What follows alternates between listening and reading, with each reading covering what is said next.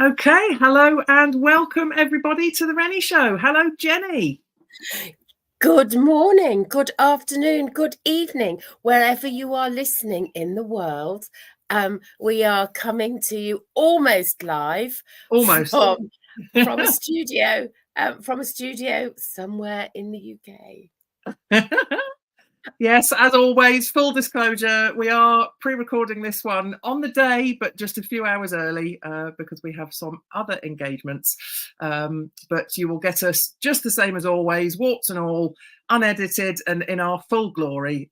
So we hope you enjoy. Please do get involved in the conversation, put comments in the chat if you're watching, and we, as you know, we love to carry on the conversation. So, and I think, Jenny, we've just been speaking that we ought to mention the fact that we're over a year old now. We've been broadcasting since March of 2023, which is really exciting, isn't it? It is, yes, it is, and we almost every other Wednesday we've had the odd technical blip, we've had the odd social engagement and the odd business calamity, but most of the time. We have been here, and it's the time as ever. Time flies when you're having fun, and we have such fun on this. And we've got some amazing guests lined up for you in the coming months. So that's really exciting too. So yes.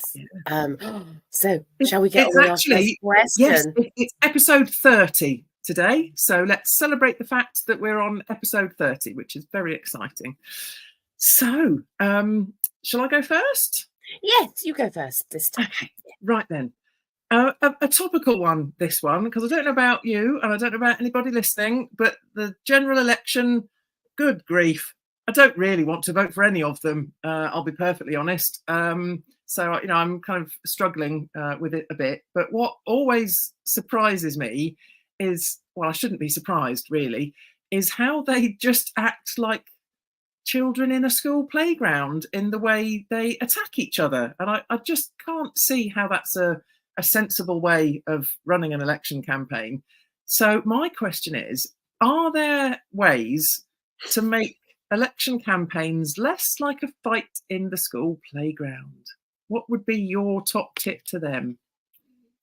Well, of course, the short answer is absolutely yes.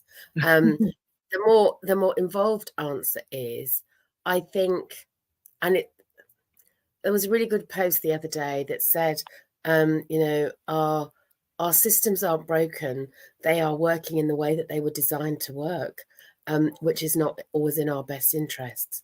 And I think I'm full of you know, quotes, but they all spring to mind, don't they?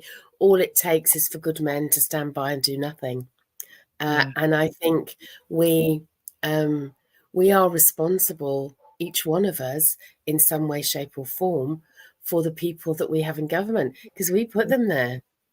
Yeah. And we don't ask enough questions. We don't challenge. We don't get involved enough. We kind of think. I sometimes think that we've sort of abdicated with politics, and I'm as guilty as the next man, so I'm not standing in a glass house chucking rocks. I think that there are we have lost the ability, or we've chosen, because the short answer is we always have a choice. And those of us who are women, you know, women had to fight so hard and so long for the vote. So there is a part of me going, I don't want to vote for any of them.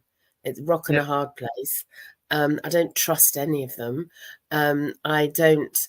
When you hear, I want to, you know, there was a cartoon, Tom and Jerry in the olden days, and that the mother, when they'd been really bad, used to wash their mouth out with soap, which was probably would count as, you know, abuse these days. However, it was a cat and it was a cartoon. And I want to wash them all. I want them to all wash their mouths out with soap and say, how about actually being human and telling the truth? And being honest and open and transparent, instead of giving us a load of nonsense that nobody believes anyway. And I think the situation we find ourselves in is an absolute, incredibly sad but perfect result of absolute loss of trust. And when you don't have trust in people, everything goes pear-shaped. And that's the situation we're in. And I think when so many people are struggling to have a government that seems to be oblivious to and the only, you know, the only, I was going to say the only place that's worse is the States, but that's not really to us, is it? So I think the short answer to your question is yes, there is always a different way. We have to choose it, and I think the conversations that we have with our MPs is really, really important, and often we don't respond. You know, we just put pieces of paper in the bin when they come through the door. I don't know about you, but I've had millions of tatty bits of paper, and my argument is, you know, what about the trees?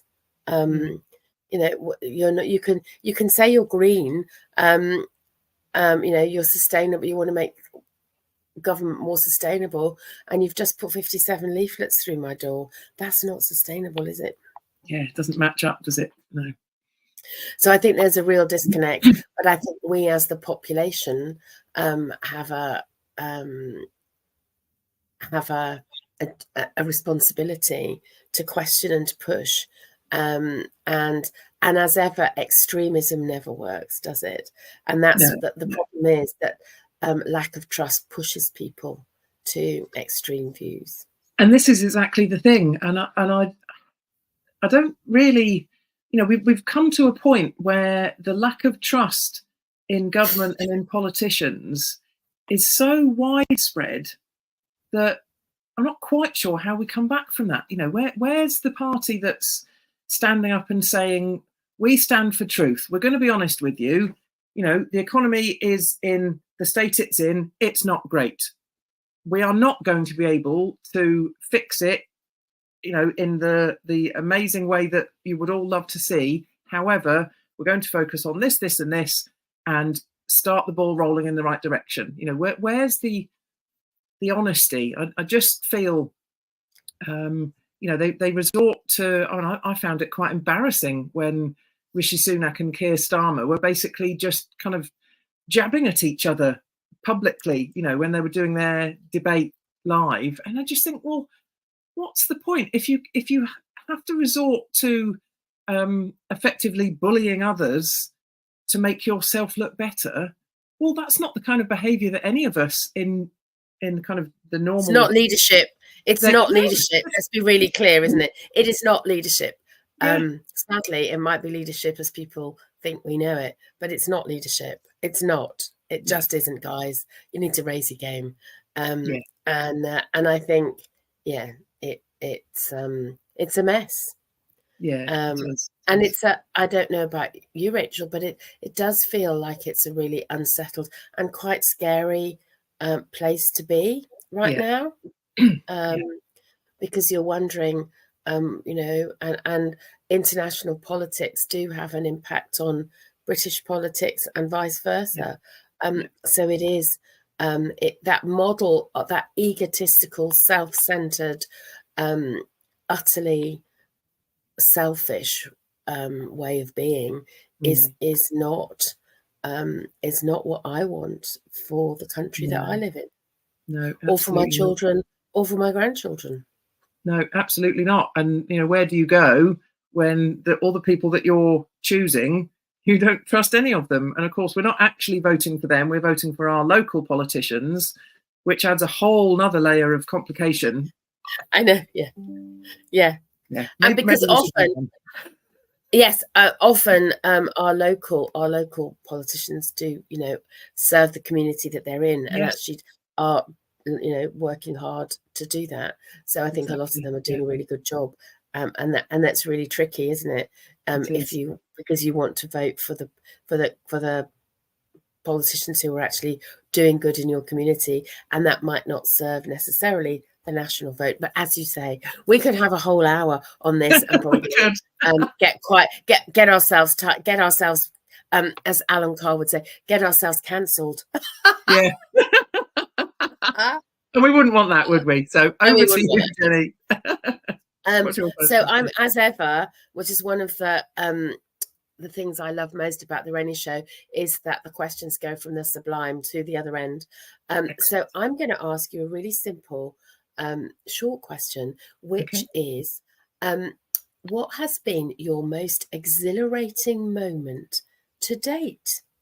Ooh. And you can have it we can narrow that if you want this year, because that's easier. Yeah, let's do it this year because we're 6 months in, aren't we? So what's been your most exhilarating moment this year so far? Wow. Okay. Most exhilarating moment this year. I'm just going to get that up on the screen. What's going on? Technical. Gotta love the technical stuff. Bear with me, folks. Okay, it's on the screen. So my most exhilarating moment. So we're going for this year then, are we? I think that narrows it down, isn't it? Because I know we've had a lot of exhilarating moments between us over the years. Yeah. So let's go for this year so far, because that narrows it down a bit. See, here's where I'm torn, because there's been some exhilarating moments in the sense of personal life, but there's also been some in terms of business. So you can have one of each. Have one of each. Okay. A business and a personal. There we were, perfectly balanced as always. Yeah. Okay. So for my exhilarating moment, it's actually very recent. It's only happened in the last week or so. And it was the really soul affirming, mission affirming moment when a company that I want to work with also said they want to work with me, and we're now making that happen. And that's so exciting, because that, in terms of a business journey of being self-employed, obviously, as we all know, everything's on you, and it's, you're the one making the decisions and making the pitches and doing all the different things. So when you have those moments where it just all aligns and is wonderful and is then successful as to boot, I mean, that's just incredible. So that felt absolutely amazing. The personal one, sort of family life, I'd have to say, it's probably something I come back to a lot. And that's roller coasters. We went to Alton Towers in April or May, I think it was. But there's something so very exciting for me about the fact I don't have as much fear about roller coasters anymore. I think it's always just going to be a really special thing, because but having had a bad roller coaster experience years ago, and it then stopped me for a long time going on certain roller coasters. I'd go on some, but not others. And so, if I go to a theme park now, it really is exhilarating that, I'll still be scared. I'm still going to worry about how it's going to feel, and the big drop. Oh my goodness, that's going to be horrendous. But I'm really driven to want to do it, and then it feels so exhilarating. And so, in particular, at Alton Towers, Nemesis Reborn. Now, Nemesis, the original Nemesis, has been one of my favourite rides for a very, very, very long time. So to see it being completely deconstructed and built again, and using all the modern techniques and all the rest of it, so you just knew it was going to be smooth and wonderful, but it's still all over the place. And it was every bit as exhilarating as I hoped it would be. It was just fantastic. Loved it. So already looking forward to the next theme park trip in August. So yeah, that's me. What about you? I think again, like you, I have two stand-up moments so far this year. One was my trip to India, which so that the Taj Mahal, actually physically being at the Taj Mahal, and I think everybody I've spoken to who has been there has said exactly the same as I'm about to say, which is you can take all the photographs you like, you can buy all the guidebooks you like, but actually there is something so special about being there And it is, you know, it is all about love.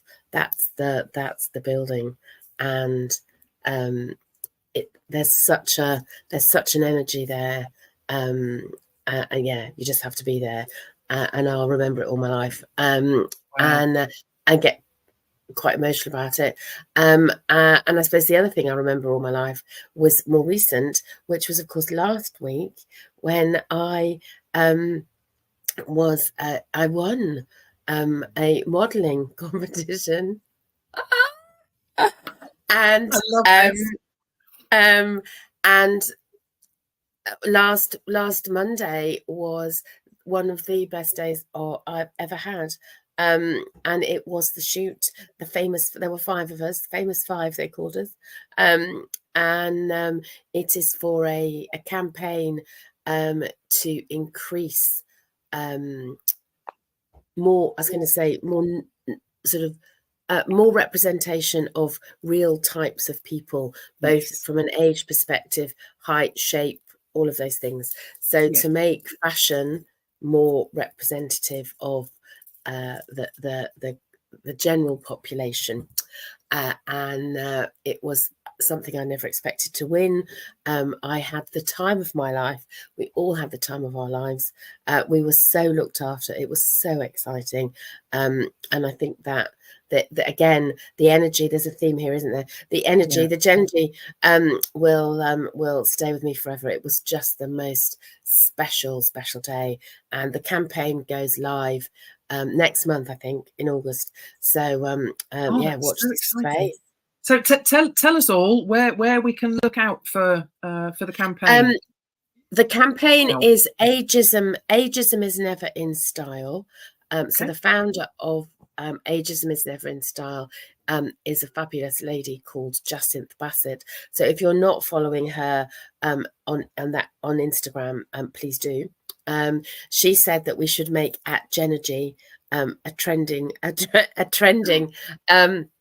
hashtag. I have no idea how that happens, but I guess talking about it helps, doesn't it? Yes, so lots of people to do it.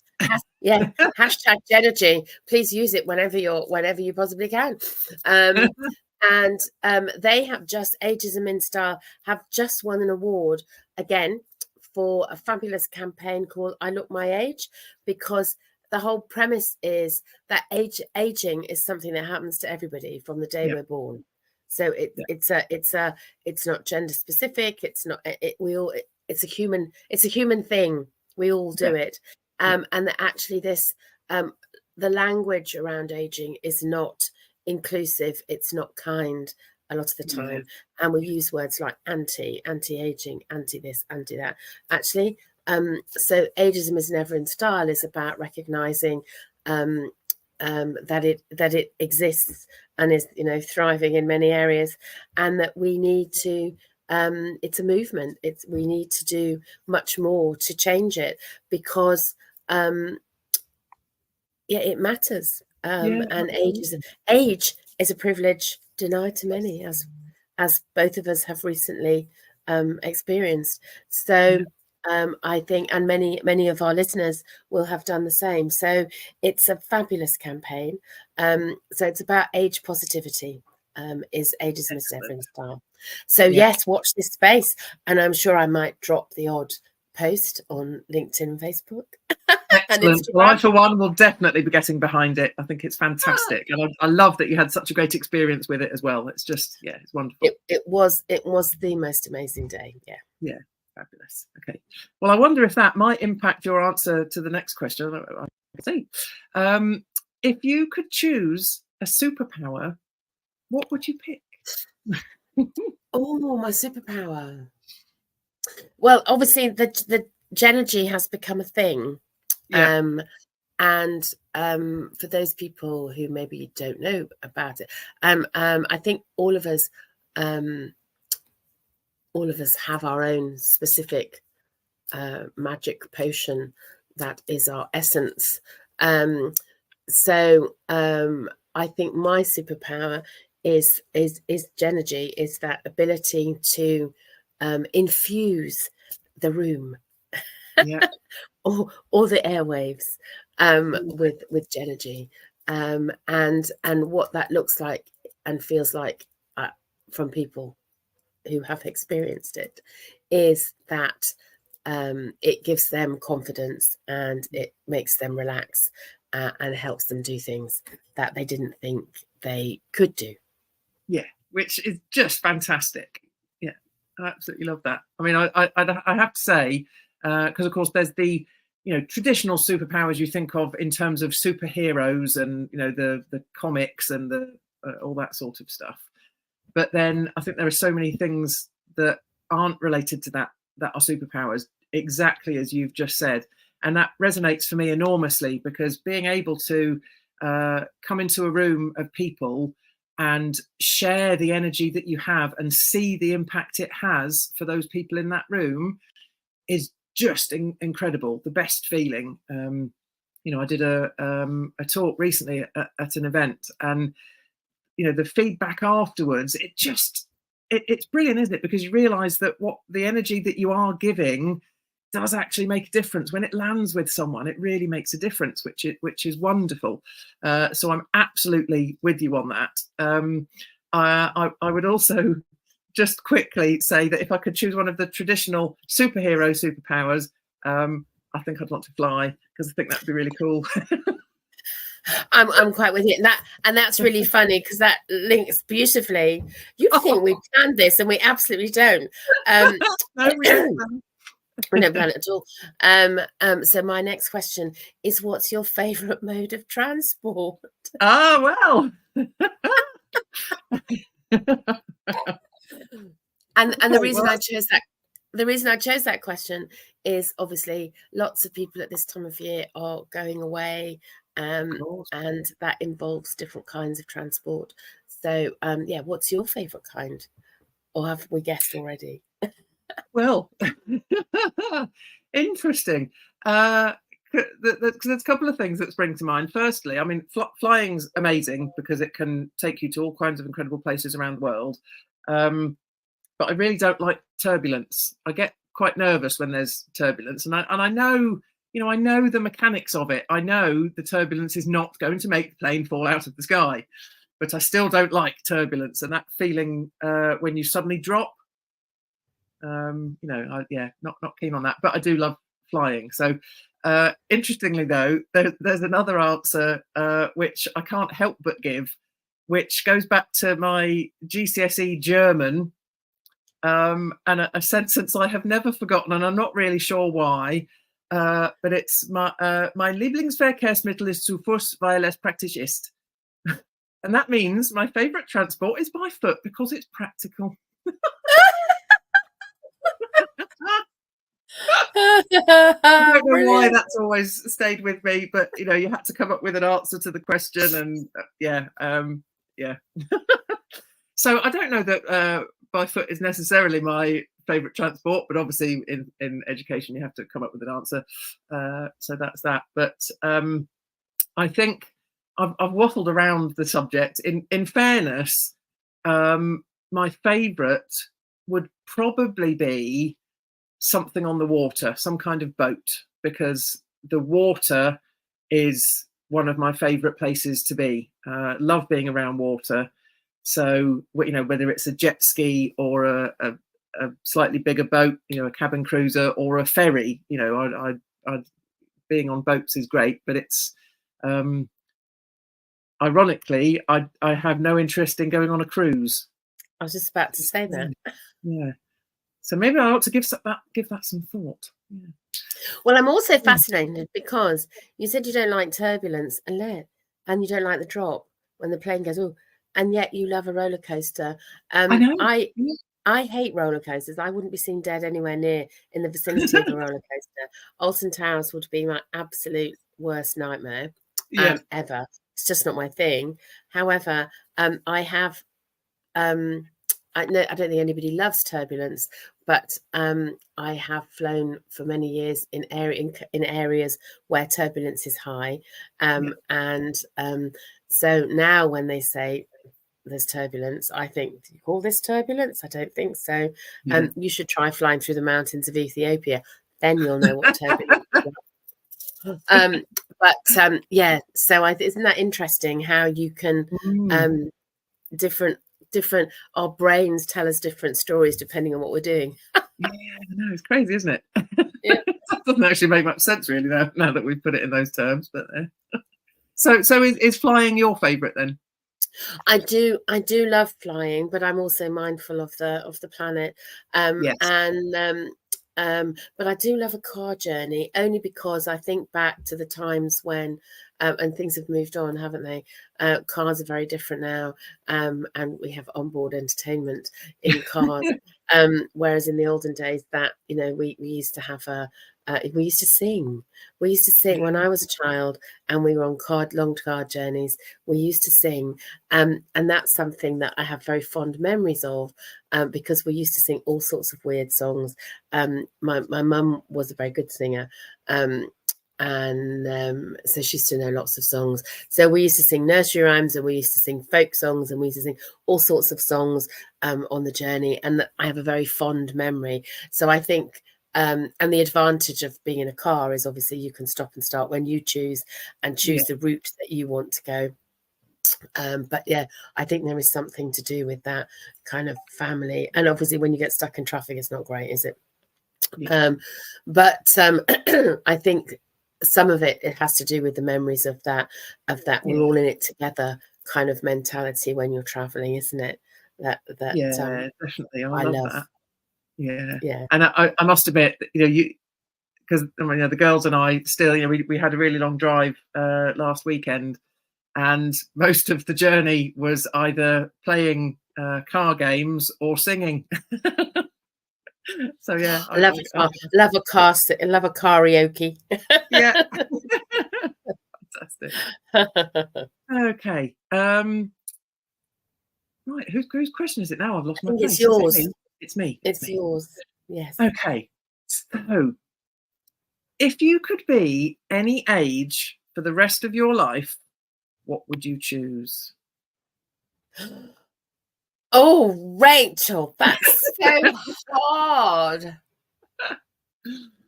I would say I would choose now. The age that I am now, which is 64. And that thing about, you don't look your age. Yeah, I do look my age. This is what it looks like, guys. Welcome. Welcome to old. Because I love it.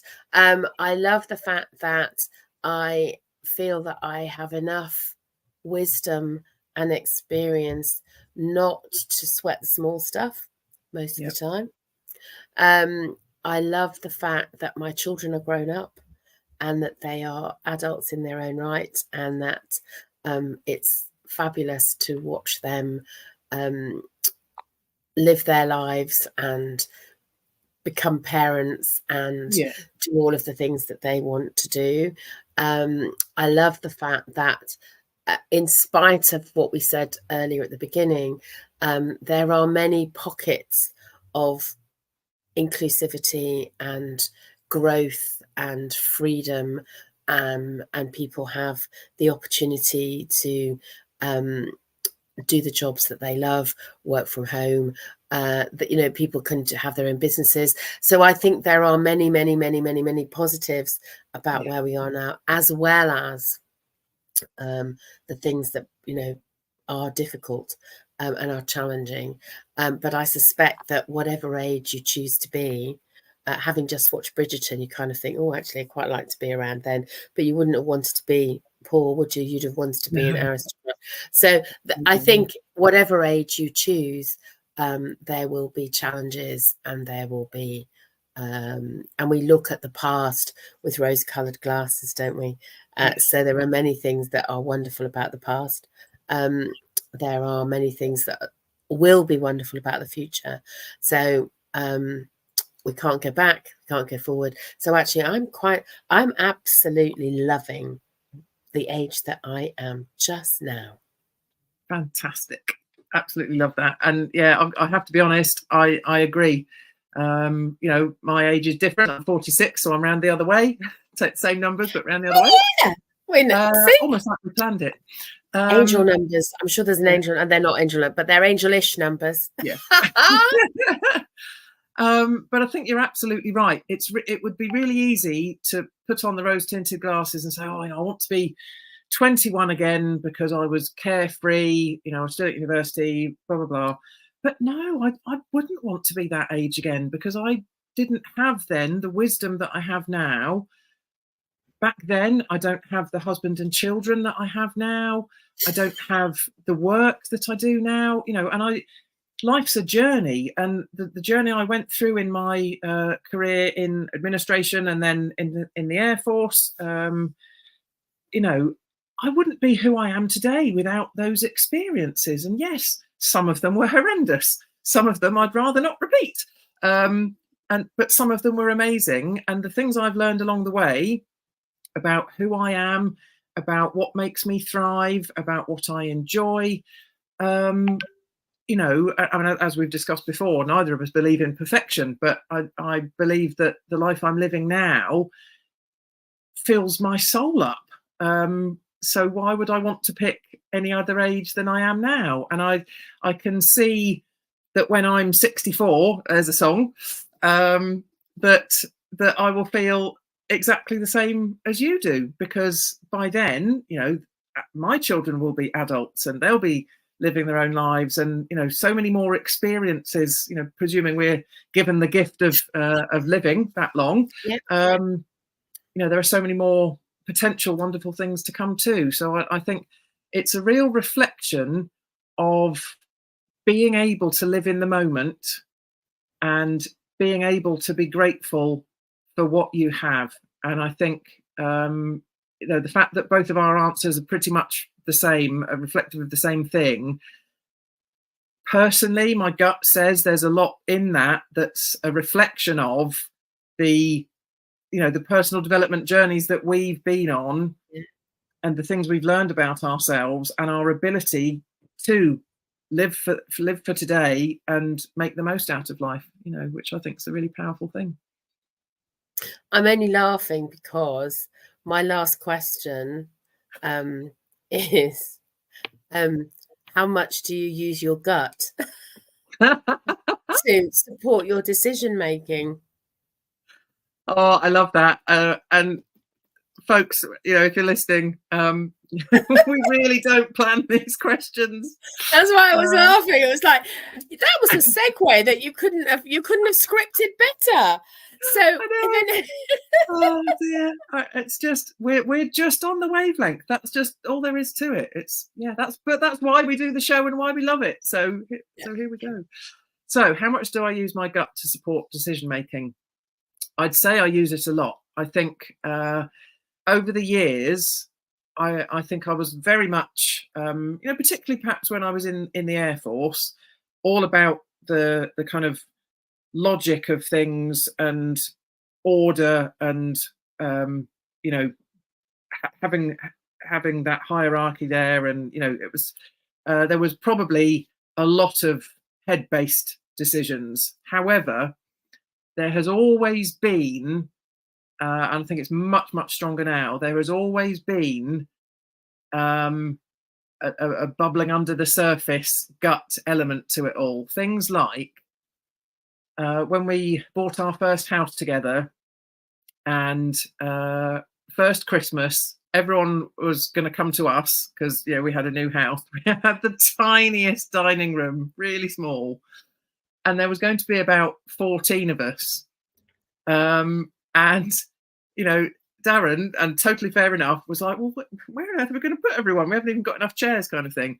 And my thought on it was, well, just make it work. It's what you do at Christmas. You have too many people and you just find the emergency chairs and people sit on the floor if necessary. I think someone did, and you just make it work. And so for me, it was about, there was very much a gut element there of, we will just make it work. The kind of, I suppose, the glass half full element to it.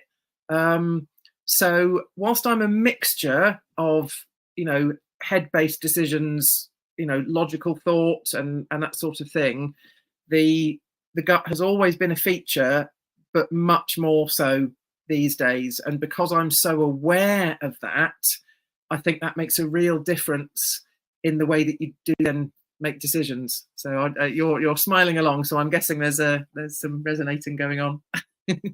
Yeah, and I think, you know, people call it different things, don't they? People call it, you know, your gut, your intuition, it's your inner, your soul instinct. Well, there are many terms for it, and I think children are really in tune with their gut instinct. And I think as we grow older, we kind of squash it because we feel it's maybe a bit woo, it's not logical, it's not whatever.